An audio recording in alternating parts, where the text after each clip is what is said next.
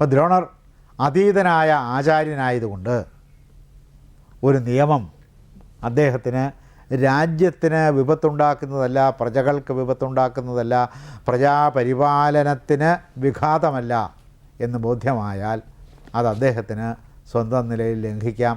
അത് സാധാരണ ആളിന് ലംഘിക്കാൻ വയ്യ. എന്തുകൊണ്ടാണ്?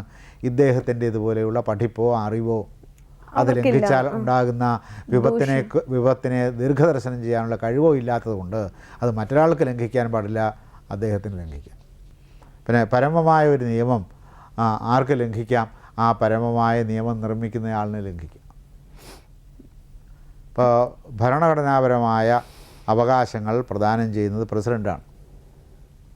പ്രസിഡൻറ്റിന് അത് പ്രദാനം ചെയ്ത ആളെന്നുള്ള നിലയിൽ ഭരണഘടനാപരമായ പൗരാവകാശങ്ങൾ നിരോധിക്കാനും അധികാരമുണ്ട്.